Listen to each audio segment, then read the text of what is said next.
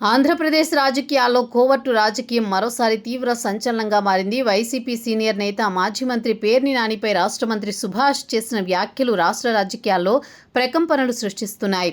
వైసీపీలో కోవర్టులాగా పనిచేస్తానని, ఆ పార్టీ అంతర్గత సమాచారాన్ని చేరవేస్తానని పేర్ని తెలుగుదేశంతో రహస్య ఒప్పందం చేసుకున్నారని మంత్రి సుభాష్ బాహాటంగా ప్రకటించారు. నిత్యం కూటమి నేతలతో టచ్లో ఉంటూ బయటకు మాత్రం వైసీపీ కోసం పోరాడుతున్నట్లు మేకపోతు గాంభీర్యం ప్రదర్శిస్తున్నారని మంత్రి చెప్పడం తాడేపల్లి వర్గాల్లో హాట్ టాపిక్గా మారింది.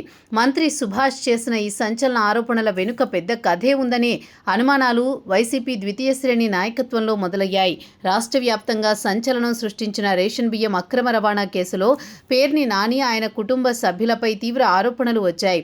కూటమి ప్రభుత్వం అధికారంలోకి వచ్చాక ఈ కేసులో పెద్ద ఎత్తున అరెస్టులు జరుగుతున్నప్పటికీ కీలక సూత్రధారిగా భావిస్తున్న పేర్ని నానిని కానీ, ఆయన భార్యను కానీ పోలీసులు తాకకపోవడం వెనుక పెద్ద రాజకీయ డీల్ ఉందనే ప్రచారం జరుగుతోంది. బియ్యం కేసు నుంచి క్లీన్ చిట్గా బయటపడ్డానికే నాని ఈ కోవర్టు ఒప్పందానికి ఒప్పుకున్నారనే వాదనకు ప్రస్తుత పరిణామాలు బలం చేకూరుస్తున్నాయి. గత కొంతకాలంగా పేర్ని నాని ప్రెస్ మీట్లలో మాట్లాడుతున్న తీరు పార్టీ లైన్కు భిన్నంగా సాగుతుండడంపై వైసీపీ క్యాడర్ తీవ్ర అసంతృప్తితో ఉంది.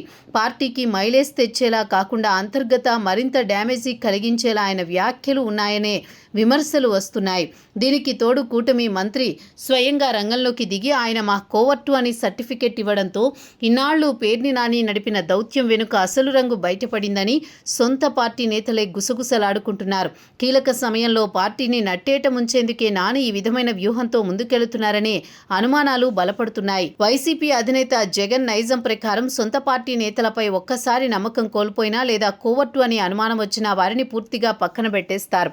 గతంలో ఇలాంటి అనుమానాలతోనే ఎంతోమంది సీనియర్ల రాజకీయ భవిష్యత్తు ముగిసిపోయింది. ఇప్పుడు పేర్ని నాని చుట్టూ బిగుస్తున్న కోవర్టు లీకులు నేరుగా జగన్ రెడ్డి టేబుల్ వరకు వెళ్లడంతో నాని రాజకీయ భవిష్యత్తు క్లోజ్ అయినట్టే అని విశ్లేషకులు భావిస్తున్నారు.